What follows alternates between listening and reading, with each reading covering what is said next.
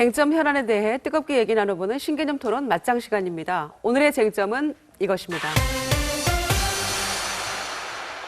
청와대의 제동에도 불구하고 정치권에서는 개헌론에 계속 불을 지피고 있습니다. 하지만 유력 대선 주자들은 개헌에 소극적인 모습입니다.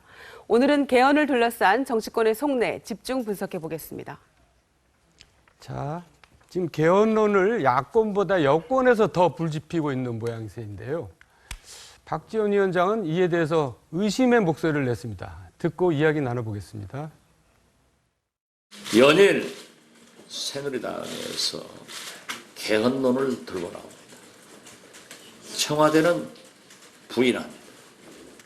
새누리당과 청와대에서 짜고 치는 고스톱으로 전국의 초점을 흐리는 일은 하지 말아 주실 것을 또 한 번 부탁합니다. 감사합니다. 자, 이상일 의원님, 네네. 지금 새누리당은 전 현직 대표가 정계 개편론을 들고 나오고 있고요. 또 개헌론이 오히려 의외로 더 새누리당에서 나오는 이유가 뭡니까? 네, 지금 박지원 원내대표는 뭐 청와대와 새누리당이 짜고 치는 고스톱이라고 하셨는데 지금 청와대는 이 시기에는 개헌 논의가 적절하지 않다고 이야기를 계속 해왔습니다. 왜냐하면 지금 경제 살리기, 뭐 안보 튼튼하게 하기, 민생 챙기기에 주력할 때이기 때문에 개헌에 대해서는 지금 반대하는 입장인데 당내에서 개헌을 주장하는 분들은 주로 비박계입니다. 그래서 짜고 치는 고스톱이라는 표현은 좀 안 어울리는 것 같고 저희 당내에서 개헌을 주장하는 분들은 꽤 많이 있습니다. 그건 저는 순수한 의도로 보여집니다. 왜냐하면 87년 체제의 한계를 느끼고 이제는 21세기에 맞는 새로운 틀을 형성해야 된다. 그런 헌법을 만들어야 된다는 그런 순수한 의도에서 나온 거고 많은 분들이 공감대를 형성하고 있죠. 그리고 심지어 친박계 일부에서도. 그런데 개헌에 대해서는 공감대가 형성이 돼 있지만 문제는 개헌의 내용과 시기에 대해서는 전부 제각각입니다. 정진석 원내대표 독일식 내각제 이야기하고 또 대통령 중임제 이야기하시는 분도 있고 그래서 박지원 원내대표가 물리적으로 좀 불가능하다는 말씀도 하셨는데 청와대에서 반대하고 대통령께서 반대하시는 이 상황이라면 현실적으로는 개헌이 쉽지는 않습니다. 내년에 또 대선 국면으로 들어가기 때문에 네. 일부에서는 내년 4월에 국민투표를 하자. 국회의원 재보궐선거 때. 그런데 그때까지 개헌안이 발의돼서 마련돼 가지고 국회를 통과해서 국민투표 갈 가능성은 지금 물리적으로 시간이 없고요. 청와대에서 반대하는 상황이기 때문에 쉽지 않죠. 네, 최 의원님. 야권에서도 일단 나오고는 있는 얘기죠, 개헌론이. 일단 네. 야권에서는 김종인 전 비대위원장께서 강하게 개헌 주장하고 계시고요. 심지어 다음 대통령 임기를 2년 3개월로 단축해서라도 개헌을 해야 한다는 주장을 하세요. 그리고 그 논리적 근거는 우리 사회가 대통령 한 명에게 권한이 집중되다 보니 갈등이 너무 심하다. 그래서 권력구조 개편이 필요하다. 이런 주장이세요. 근데 뭐 저는 그런 거 다 충정이라고 봅니다. 근데 지금 이제 박지원 비대위원장이 말씀하시는 짜고 치는 고스톱은 그 다른 시나리오에 대한 언급인 것 같아요. 네. 그래서 지금은 청와대가 개헌에 대해서 시기상조론을 펴고 있지만 여당의 지금 뭐 마땅한 대권 후보가 쌈박한 후보가 없는 상황에서 언제든지 개헌으로 판을 흔들 수 있다. 그리고 친박 일부에서는 반기문 대통령의 친박 총리 이런 구도를 가지고 밀어붙일 것이다. 이런 얘기가 나오는데 저는 뭐 모든 안이 나올 수 있다고 봅니다. 근데 한 가지 중요한 것은 다 87년 체제의 문제를 얘기하시지만 그 87년 체제는 직선제 개헌 체제였어요. 예, 그리고 그 직선제 개헌은 국민적 요구로 6월 항쟁의 결과물로 나온 겁니다. 그래서 모든 개헌은 그런 국민적 지지와 동의가 없으면 안 되는 거고요. 그리고 지금 국회의 불신이 하늘을 찌르는 상황에서 대통령 권력을 분점하는 논리에 대해서 국민들께서 동의하시겠냐. 그래서 전 전제 조건이 있어야 된다고 봅니다. 그건 뭐냐. 그 국회 권력을 어떻게 만들 것인가에 대한 논의가 필요하다는 거예요. 국회가 신뢰를 확보해야 된다. 네, 뿐만 아니라 중대선거구제 논의도 같이 해야 하고요. 그다음에 독일식 정당 명부식 비례대표제 논의도 해서 소수 정당의 표가 의석수로 갈 수 있는 그 논의 틀도 같이 가져가야 국민들께서 진정성을 인정해 주실 것 같습니다. 지금 이제 내년에 네. 청와대와 대통령의 입장이 달라질지 모른다는 그 말씀, 뭐 내년에 무슨 일이 벌어질지 모르니까 저도 예단해서 말씀드리기는 어렵지만 내년에는 이제 대선 국면으로 들어가서 아마 각 주자들이 여야에서 열심히 뛰는 그런 형국인데 청와대가 주도적으로 해서 개헌안을 제시를 할 때 그거는 그야말로 뭐 야당에서는 집권 연장을 위한 음모다 뭐 해서 굉장히 아마 그 많은 비판을 할 거고 여당 내에서도 그런 비판이 나올 수가 있거든요. 왜냐하면 판을 흔들기 때문에.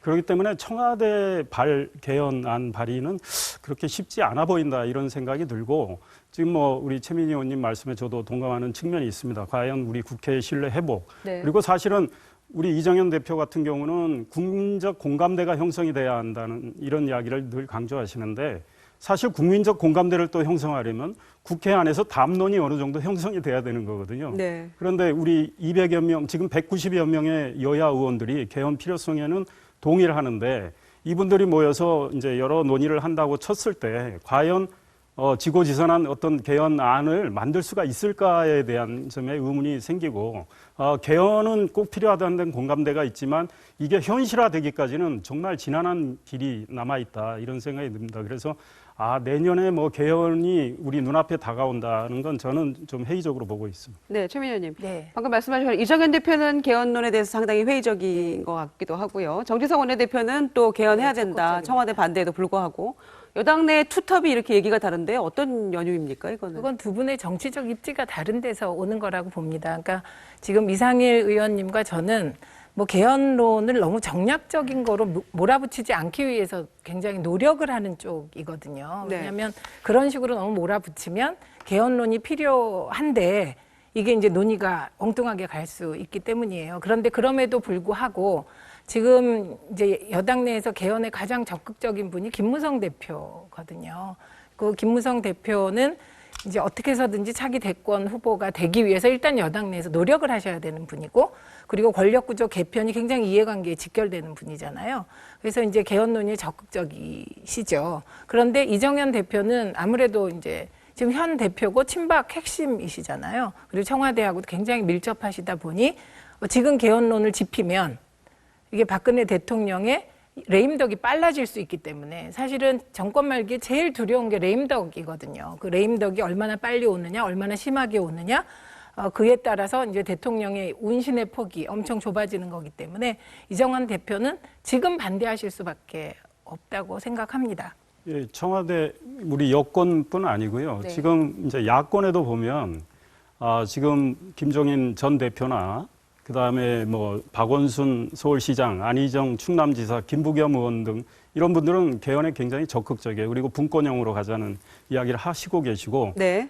문재인 전 대표는 지금 사실은 대통령 중임제를 선호하는데 지금 개헌에는 소극적입니다. 왜냐하면 문재인 전 대표는 지금 당내 입지가 확고한 상황입니다. 그리고 뭐 한강 투신 발언도 뭐 해서 잠시 뭐 또 뭐 논란이 있었지만 그런 발언에서 비춰듯이 나름의 자신감을 갖고 계시기 때문에 네. 본인이 개헌을 이렇게 논의가 활발해져서 판이 흔들리는 걸 본인은 원하지 않고 또 막상 개헌이 이루어진다면 2년 4개월짜리 대통령이 될 수도 있습니다. 그런데 문재인 전 대표 입장에서는 당내 대통령 후보 가능성이 가장 큰 분이라 그 임기가 깎이는 걸 과연 감수할 수 있을까 이런 네. 생각도 듭니다. 요 지점은요. 네. 조금 그 정보를 정정해야 돼요.